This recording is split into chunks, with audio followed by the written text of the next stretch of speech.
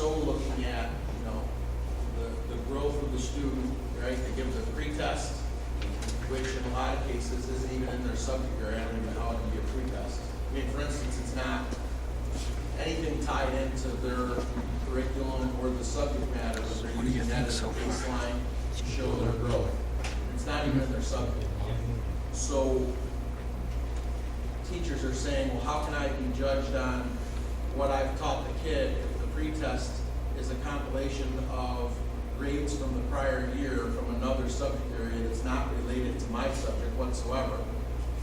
Then I'm being measured on that growth. And so that, for instance, that's kind of, I guess we're doing it because of efficiency. We have to do it that way because we have no other way to do it. But now you're measuring them on that, and those teachers feel compelled to, they're looking to get that score to go up because that's how they're being judged, right? As part of their, in part, on their APR. But it's not solid data. I couldn't agree with you more.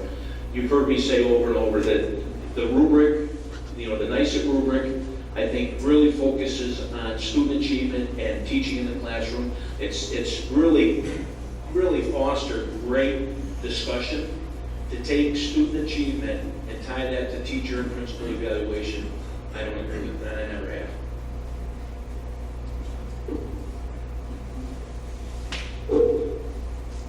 Thank you, Mr. Menard.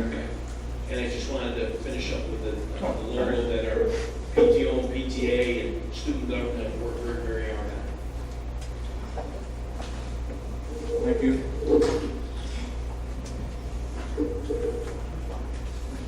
Moving on to item G. Can we take item G, G1, 2, 3, and 4 in its entirety, or do we need to pull something out?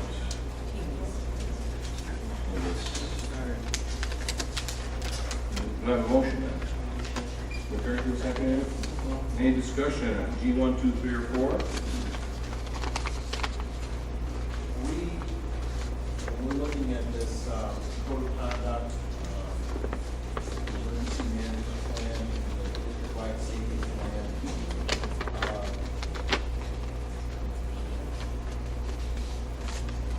what's our schedule for the review with these in terms of like, I know like with our policy, our policy committee says, okay, we're going to go over a certain percentage of this and rewrite or amend or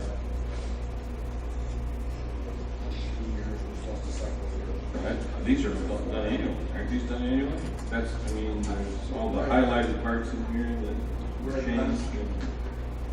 Is that a cursory review though, or is it a? It's done annually, but honestly, every year it's done by the district safety. Who every year we try to take it on task. You know what I mean? So, I don't know if you remember, but I think it was like 2 years ago now, we really went through it all the time.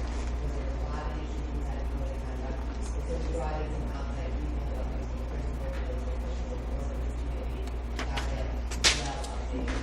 So it's kind of like there was a topic at the time, and we did it for a It's not percentage per se, where. No,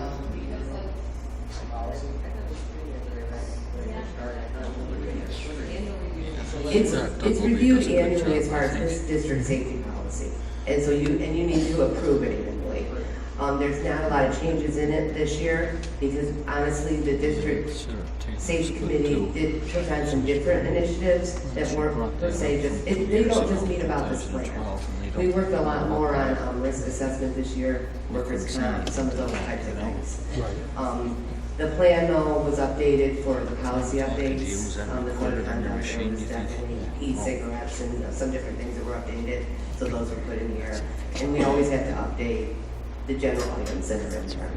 So you're not going with a percentage approach like we do? No, we generally are going with whatever the hot topics are that, and they'll come down to the state, they'll make recommendations, but like sometimes they really change some of the protocols and we have to go back in and revisit the plan totally.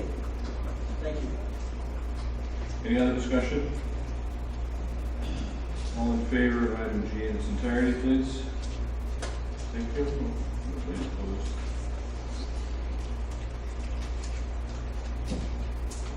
Item H, consent agenda. I'll ask once again for a motion to approve item H in its entirety. Seconds. Any discussion, please, on item H? No discussion? All in favor of item H in its entirety? Thank you all. Moving on to item I, personnel, instructional and non-instructional. Looking for a motion to approve item I. Mrs. Wood, seconded by Mr. McCarthy. And, any discussion here at all? All in favor of item I, please? Thank you. Looking for a motion to move into executive session.